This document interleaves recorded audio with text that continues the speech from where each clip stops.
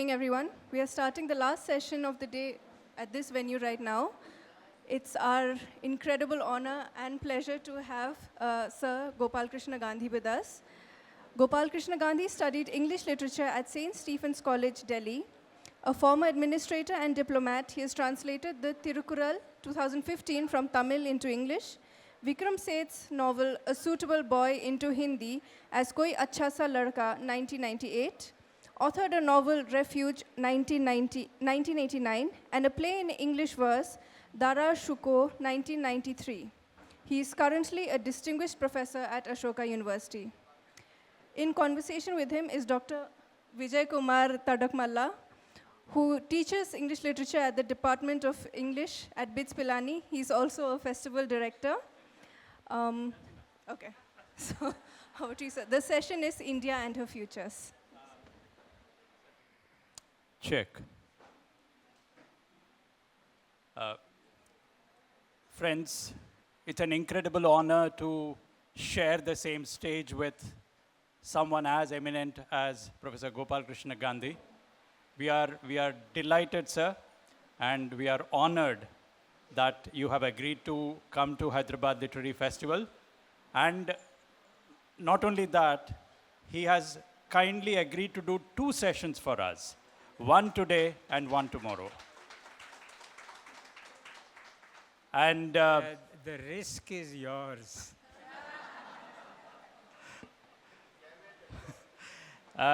Today's session is about this book, which has just come out.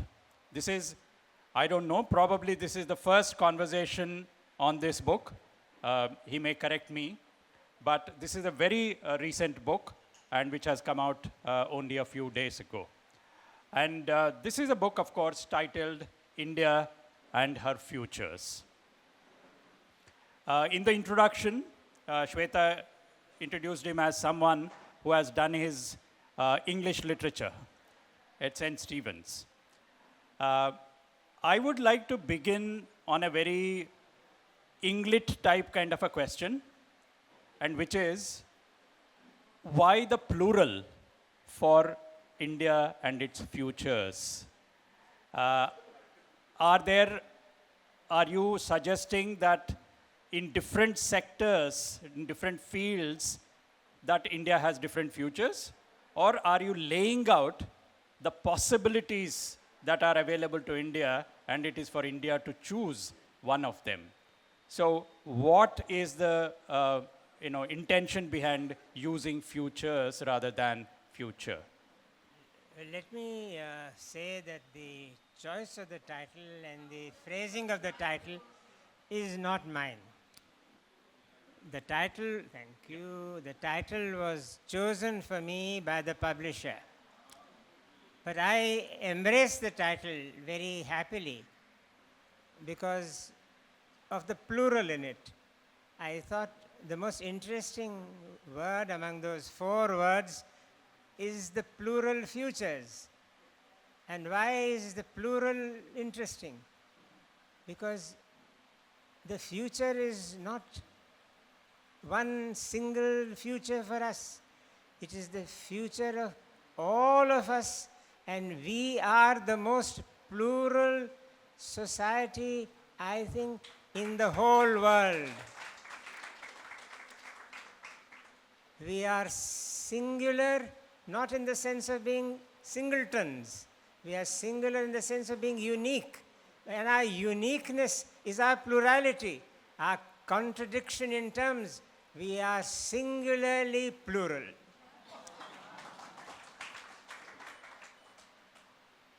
A similar kind of question for those of you who haven't yet had the opportunity to look at the book. This is a book that has 100 essays divided into 7 sections. But the introduction, interestingly, is more about not so much the contents of the book, but about the form that is used. And the introduction is about essay as a genre, and why did you feel that it needed to be explained, why the essay as a genre is important? The most interesting thing in any book, in my view, is the page of dedications. When a book says dedicated to so and so, my wife, my friend, so and so, my children, something about that person comes through. The dedication page says more of the author than any other page in any book. I would say in this case, the dedication by me to my daughters was very fulfilling to me. But the introduction, if it had been about the content of the book, would have been very dull. Speaking about myself, what I have written, terrible to be hearing one person speak about what he has said.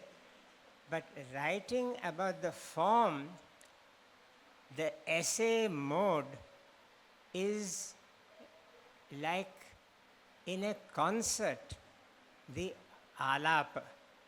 The alapa has no words, it has no lyrics. It is the soul and the spirit of the song. You can hear the alapa and then it's up to you. So the essay form described by me in the introduction is the alap. And when the alap fails to hold the listener can go away. So after you read the introduction, you say, Mr. Gandhi, see you later. And since you, write eloquently about the evolution of the genre essay, and you draw your examples first from the teachers who taught him and who made him aware of the beauty and the strength of the essay as a genre, and then you take examples of both English as well as a few Indian writers. I would like you to share that experience with our audience about whom do you consider not so much as a model, but as someone who probably made you think that, could I write like that? Now, I am a firm believer in coincidences. I have no understanding of why coincidences happen. Why does a coincidence happen? God knows, but coincidences happen all the time. I had no idea that we are going to hear this question being asked. My answer to your question as to who I regard as my, say, ideal as an essayist is the person after whom this hall is named, George Orwell. And George Orwell alone. Interesting, because we don't associate George Orwell so much with essayists. I mean, we know the Steele, Addison's, Lamb, all of those names occur in the introduction. And very interestingly, Professor Gandhi considers Orwell's essay on Mohandas Karamchand Gandhi as one of the best assessments of Gandhi by anybody. And it's interesting because currently I'm actually teaching that essay to undergraduate students. But I was very surprised to see your assessment of that essay as probably the best assessment about Gandhi. Could you elaborate on that? Because this is an essay that was written after the death of Gandhi. This was after the death of Gandhi, and this is called Reflections on Gandhi. So why did you think that this was the best assessment of Gandhi? Well, for two reasons. This was written, as we've just heard, within a few weeks of Gandhi's death.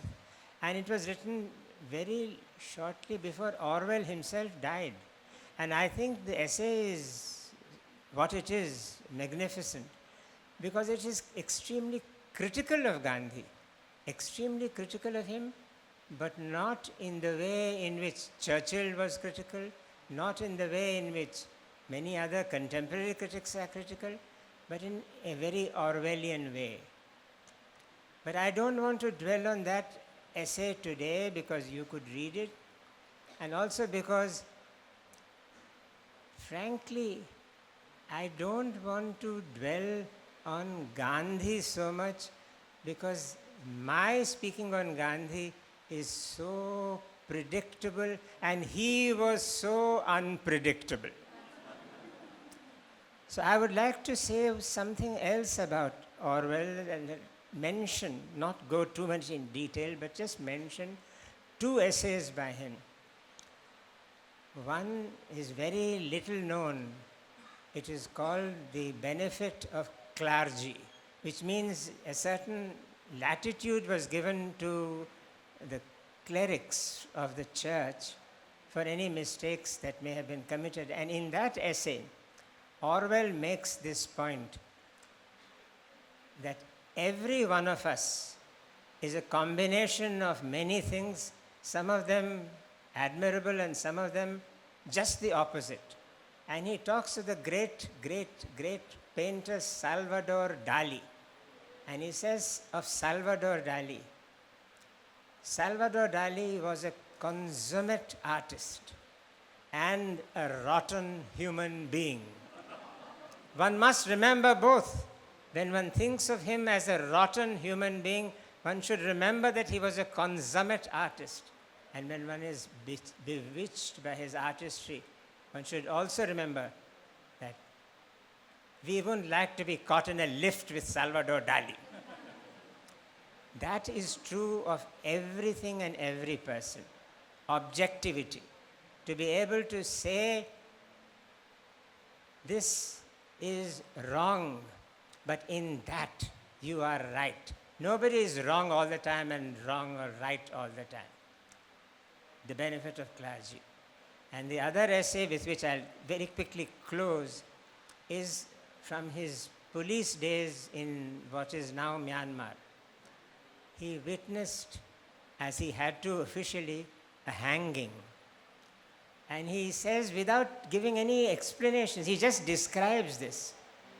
He had to witness this man's hanging, and he says, the convict who was going to be hanged was walking to the gallows. It had rained the previous night. For some reason, all hangings take place at crack of dawn. At crack of dawn, the sun sets for the person being hanged. I don't know the reason. It had rained the previous night, and this man was walking to the gallows, and there was a puddle of water on the ground. And Orwell says that as this man whose life was going to be extinguished in, say, 10 minutes, he stopped at the puddle, walked round the puddle.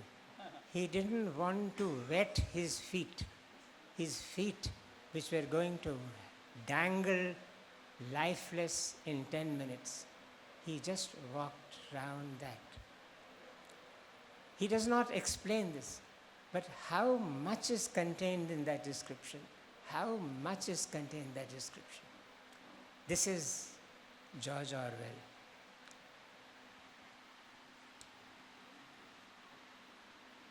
One of the interesting aspects, probably this also one has to credit or blame it on the publisher, the division of essays into 7 parts. Was this the organization that you had in mind, you suggested, or was it entirely the publisher's choice? No, it was the editor-publisher's choice. This is one book which is mine only in a manner of speaking because I have written the essays in it, but the idea of the compilation was not mine. The selection of the title was not mine. The segregation or the arrangement of the essays was not mine. I just said, Chirag, don't have too many essays. The reader's attention will flag. But have 100 brief essays, of which maybe pen may attract the reader's attention. That's about it. There is no great concept or great secret or magic behind the arrangement. There are 7 sections in easily demarcated categories, of which the favorite section for me is about persons and personalities. If anybody chances to turn the pages of this book, I would say, if you don't go beyond the personalities section, that's fine. This probably is the section that Professor Gandhi is mentioning. This is part 4, Indians who birthed India. Is that the section that you are referring to? I was fascinated, when you see a title like this, Indians who birthed India, there are those predictable names, Sardar Patel, and Dadabhai Nauroji, and etc. But interestingly, you have an MS Subbulakshmi there. So I just want you to explain when you talk about, because when we talk about people who made India, people who built India, etc., we only think about the political figures. But in what way do you think somebody, a cultural icon like MS, contributed to this, notion of India, if one can say that? Let me say very frankly that MS in that section, Subbulakshmi in that section, lifts that section above the mundane. And she is there like a blessing to that section. I'll just say this about her, which I don't think is in the essay. MS was the first person from the world of music to get the Bharata Ratna. President K.R. Narayanan wanted to give the Bharata Ratna to somebody from outside, so to say, political or public life. And he hit upon the name Subbulakshmi.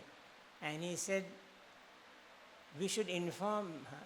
The Prime Minister first, the Prime Minister was Mr. Inder Gujral. So he said, yes, sir, that's a very good name. And I am not letting anyone into any secret because this is history. Mr. Inder Gujral knew, of course, of Subbulakshmi, but he knew of another great musician better.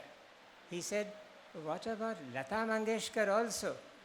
So President Narayanan, who knew Lata Mangeshkar's stature, said, yes, but let Subbulakshmi be the only musician this year. Lata can get it the next year.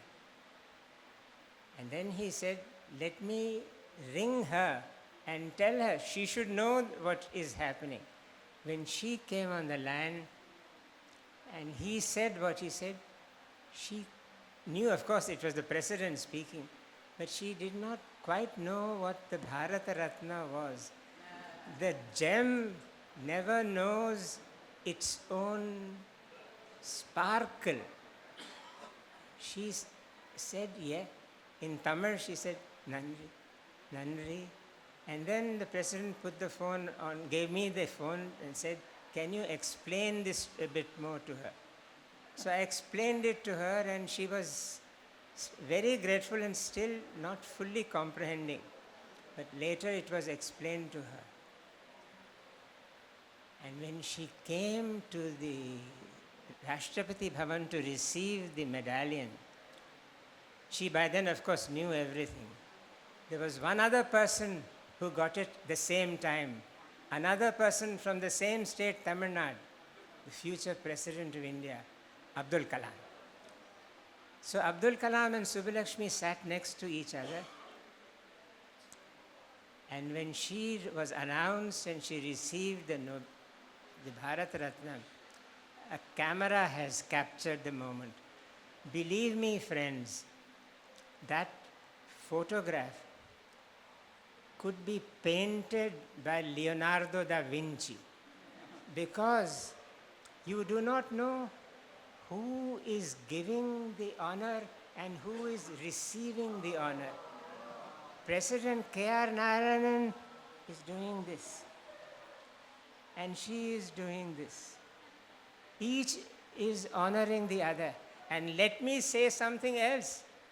I do not know when and how it has started. Today, if Dr. Tadakamalla and I were being photographed, supposing we were being photographed, the cameraman will say, look at us.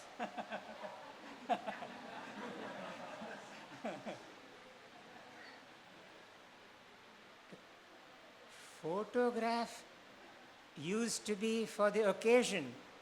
Now the occasion is for the photograph.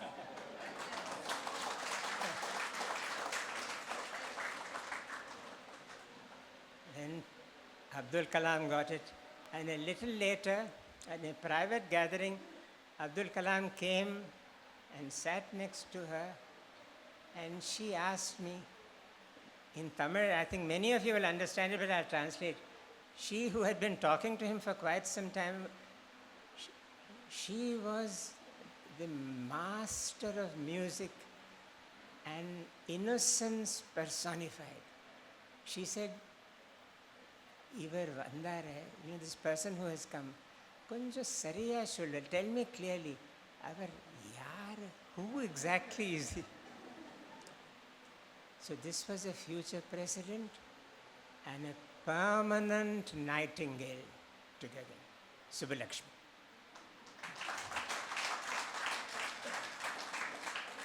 I think this was only an appetizer because Professor Gandhi said that this book is really the most interesting part of this book is about the personalities. Sir, I request you to choose just one more personality and that interests you and tell us why that is so, like you have done with MS. Sure.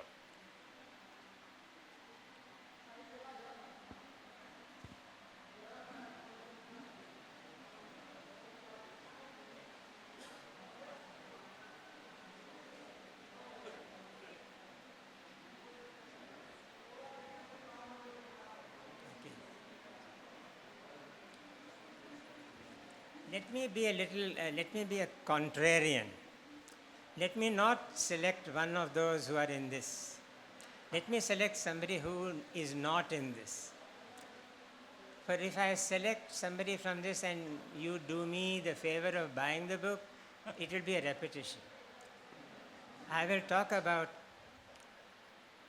Jayaprakash Narayan, who is my absolute hero.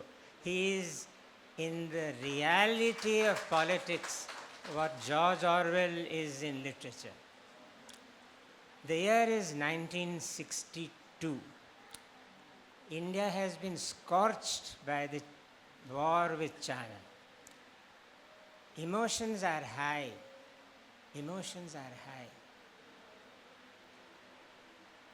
Patriotism is about love of the country. Jingoism is about hatred of another country. Jayaprakash came to my college and spoke on the subject of nationalism within a few weeks of the war having ended. Jayaprakash, being Jayaprakash, said to this gathering, which was not bigger than this, about the same size, maybe slightly bigger. There was a lecture called the C.F. Andrews Memorial Lecture, which 3 or 4 of us had organized, and JP was speaking under the auspices of that. And he said, even the Chinese are our Asian brothers. I felt like sinking because I thought this will immediately cause an eruption in the hall. But no, it did not. And JP went on to say exactly what Orwell has said in The Benefit of Clergy. A country can be a great civilization and it can make a great mistake.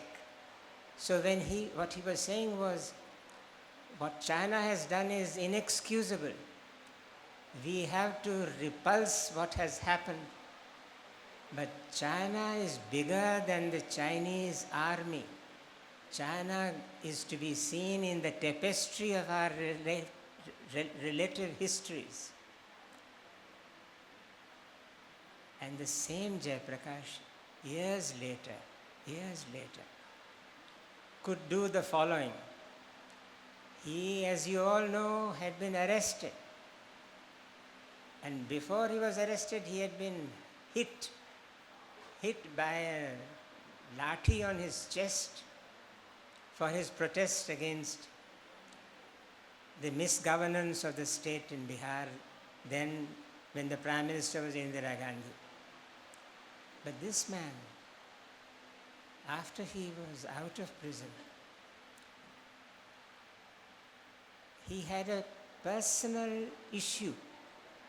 He had with him letters written to his late wife, Prabhavati, by Kamala Nehru, Nehru's wife.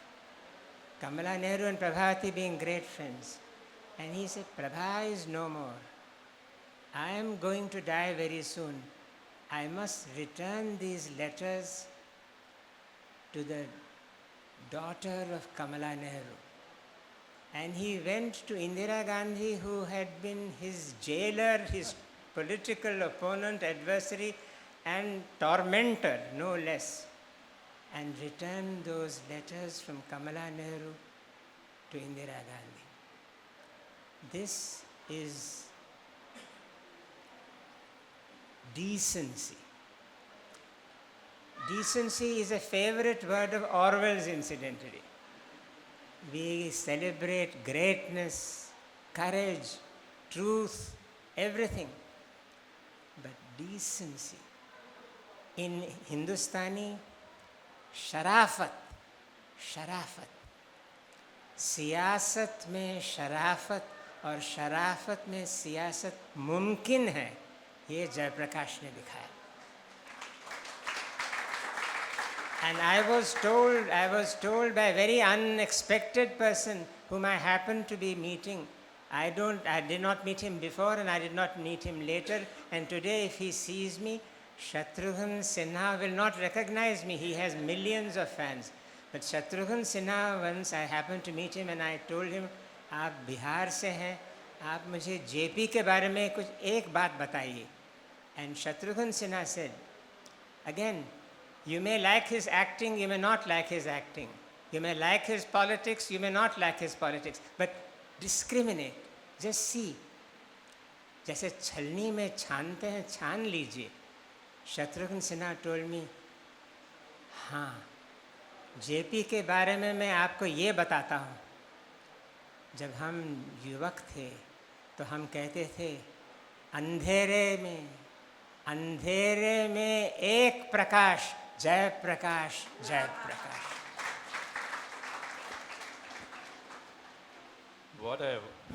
What a lovely narration. It's not just the story, as he said in the beginning. It's not just the contents, but the way in which it is narrated, that make it so lively. हाँ, तो मेरा future है कहानी बताना. मैं खुद कहानी बन गया हूँ और कहानी बताता रहता हूँ. My favorite part of this book is this section called Ideas of India. Because we know that this is probably one of the most discussed topics today. What is the idea of India and who decides it and what are we doing with that idea of India? There is one particular essay which is so direct, which is very unlike most of the essays in this book. This is just for the information of our audience, these are very short essays, 3 pages, 4 pages, right? On a range of topics, from Bhagalpur blindings to, beggars in Delhi. It's a range of topics. One particular essay is titled, this is essay number 60, called At the Heart of the Republic. At the Heart of the Republic. And he begins with a comparison between Sardar Patel and Nehru. and a remark that was made by Chakravarti Rajgopalachari and followed by Babu Rajendra Prasad. And I will, of course, not read the whole thing, just one line where he says, the Prime Minister, that is Nehru, okay, I'll just read this one line. India's last Governor General, Chakravarti Rajgopalachari, spoke with restrained emotion of Jawaharlal Nehru and Sardar Patel in his parting speech. I quote, the Prime Minister and his first colleague, the Deputy Prime Minister, together make a possession which makes India rich in every sense of the term. And added, this is interesting, and added, the former commands universal love, the latter universal confidence. So there is a Nehru who commands universal love, and there is a Sardar Patel who commands universal confidence. Beginning with that, he later talks about whether in India today we have any two people to whom we can attribute these qualities. And I'll just read that part. 70 years on, we are entitled to ask if we have someone or anyone who commands universal love and someone or anyone who commands universal confidence among us, the people of India. The frank answer is there is none. And of course, he does not, hide it. He clearly talks about, those who are now claiming to be the universally loved and the universally, gaining our confidence. He mentions them and he says, today politicians may have sycophants and they may have been praised by their own followers, but are there any two people today who can give us that sense of confidence and that sense of universal love? Sir, I want you to talk about two things. One is, in the last few years, we have had this lot of binaries between, A and B and so on and so forth. And your book, of course, which you will talk about tomorrow, talks about your own personal history of the freedom. Please tell us what your assessment of the Nehru-Patel relationship was. After your very arresting introductory remarks to your question, don't mind my saying that I was expecting a more original question. Talking about Nehru and Patel is not a new subject, but I will just say this. We have no control over our birth. We have very little control over our childhood.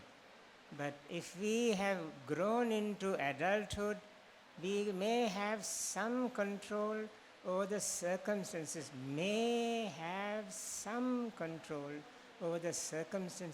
of our end. And I'll just say this, which connects both these persons to answer your question, which I am duty-bound to do. Sardar Patel was mortally ill a few weeks before he died, and he was going to Bombay for a rest cure and to be in a place where he was more comfortable than in Delhi. And just as he was leaving, shortly before he was leaving, at a public meeting, Sardar Patel said, I am where Ba and Bapu have placed me. Why he mentioned Kasturba, I don't know, but he did. I am where Ba and Bapu have placed me, namely Deputy Prime Minister. But Nehru, he said, Jawaharlal is our leader. He is our leader. And at the airport when he was leaving, he held the hands of his colleague in the cabinet, who was his own very close associate, N.V. Gadgil, and said to him, whatever happens, do not leave Jawaharlal. This was the extent of Patel's trust in the man who commanded universal love.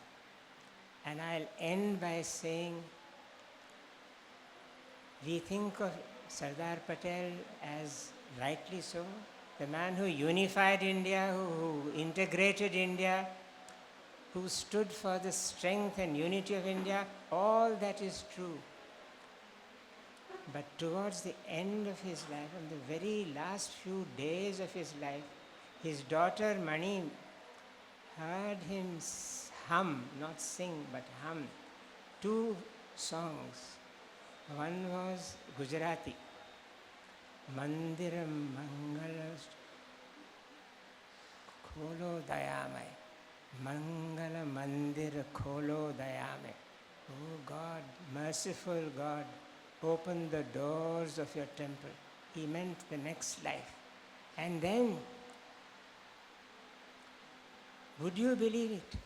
He hummed an Hindustani Urdu song. ए बहारे बाग दुनिया चंद रोज है बहारे बाग दुनिया चंद रोज. One of the last words in Sardar's mind was this Hindustani song, this Urdu song. Who dare call Sardar Patel communal? Who dare question his secularism? Sardar Patel is secularism personified. So the second part of my question was about this overtaking of legacies that we have seen of late. You know, people calling themselves or self-appointed saviors of the nation, etc., and projecting themselves in the image of, you know, the great leaders that you mentioned.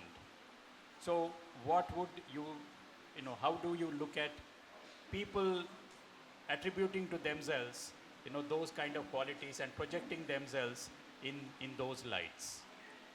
Well, if somebody wants to project herself or himself in the light of greatness, we should encourage it, because something of that greatness may by chance or accident fall on that person. I will end this conversation and open it up for questions with one last question, which is, what do you think is the future of India?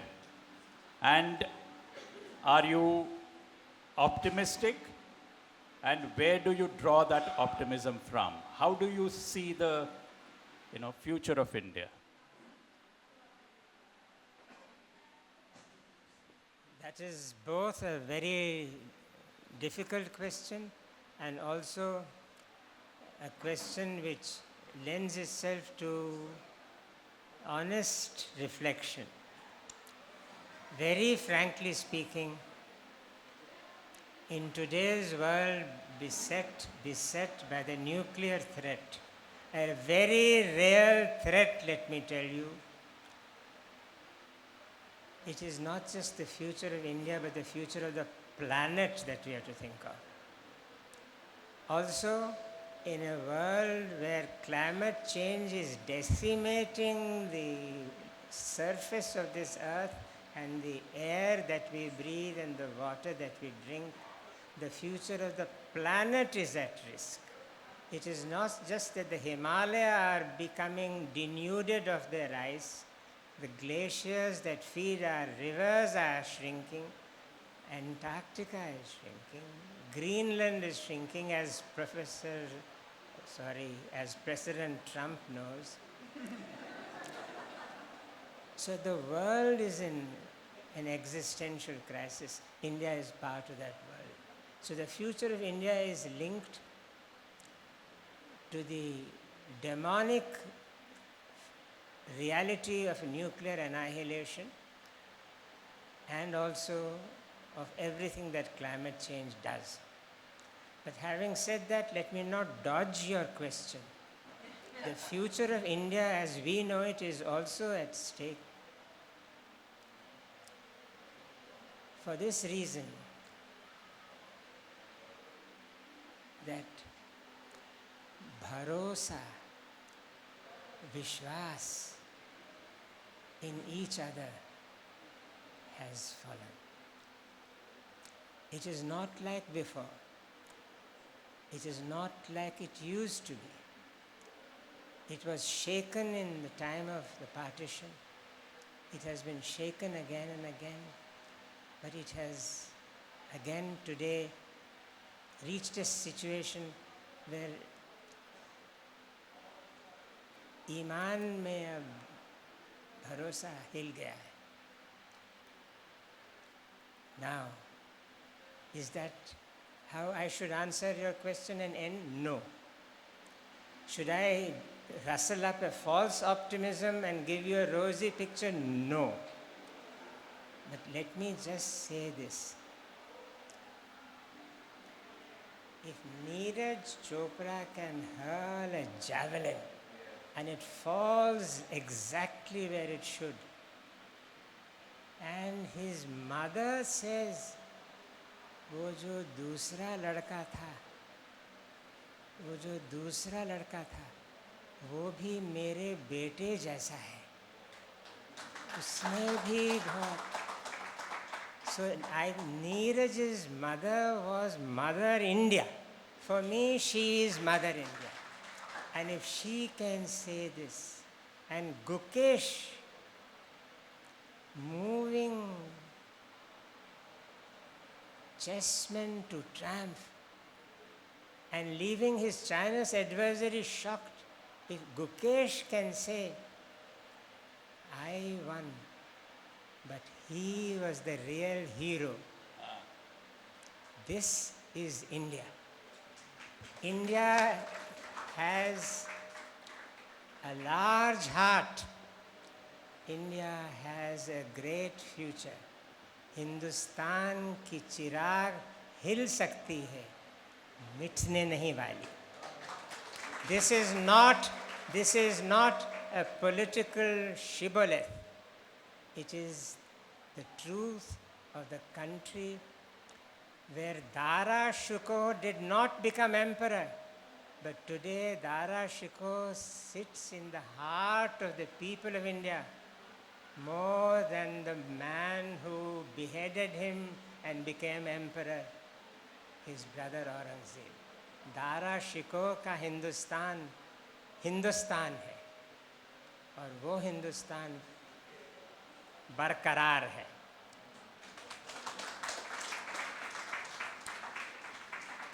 I think at a time when we are surrounded by so much negativity, so much pessimism, I don't think there can be a better ending of this conversation than this absolutely uplifting example that Professor Gandhi gave us. Thank you very much, Professor Gandhi. I now will open it on just one condition. Please, if you have a question, ask the question quickly and keep it very short. Right? So, which means don't do what I did. Make it short. So, can I first see the hands? The first hand that I saw was there. Yeah, here. Srijana. This might take this. The question has to put into this. Hold the two together. And please keep the question very short, and it should be a question. No. That mic also. Together. Okay, okay. Hi, sir. Really an honor to hear you. Pleasure to hear you today. Sir, very quickly, since we were talking about futures, thinking about India's future and considering we are nearing 100 years of our independence, what do you think is one of the old habits or parts of old India that we should probably let go of, that baggage?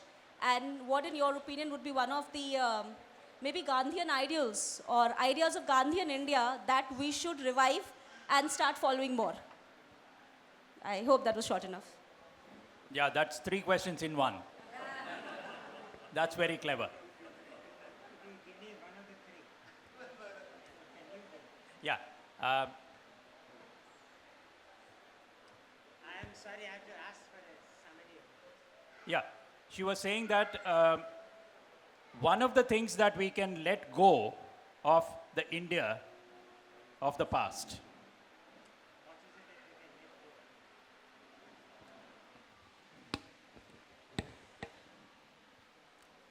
I think what we have to let go of the past is something which you have yourself, by asking this question, thrown out of the window, which is the subservience of the Indian woman to the Indian male. That is what has to be let go.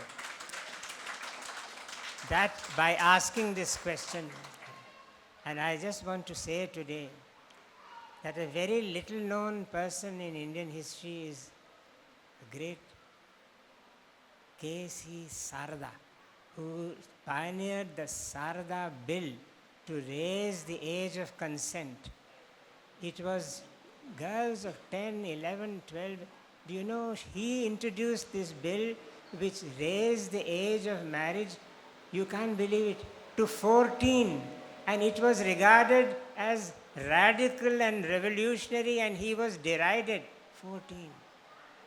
The greatest, I believe, the greatest sign of progress in modern India is the increased age of the girl at marriage.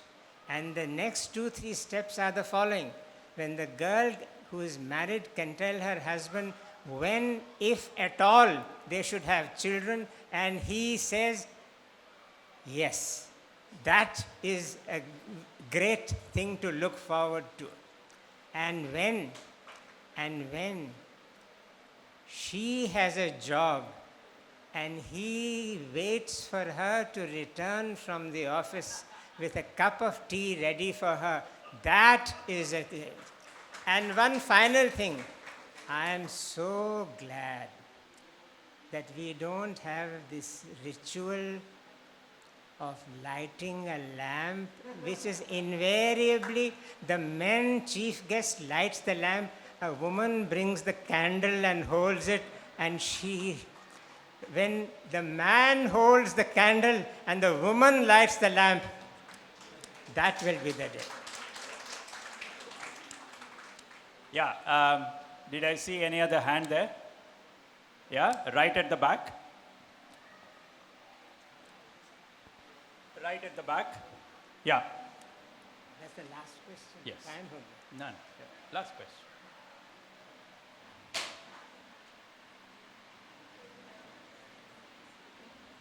Thank you, sir. I'm a big avid reader of your work. 2025 marks 100 years of the formation of the Communist Party of India.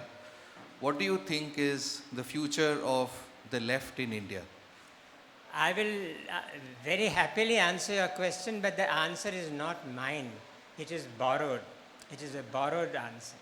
And this is from a Tamil film which I heard. Somebody said, the Soviet Union is dead. The Indian Communist Party has no MP, no MLA worth the name. What is the future of the left? And the answer was, supposing the Taj Mahal was to disappear, will love be dead?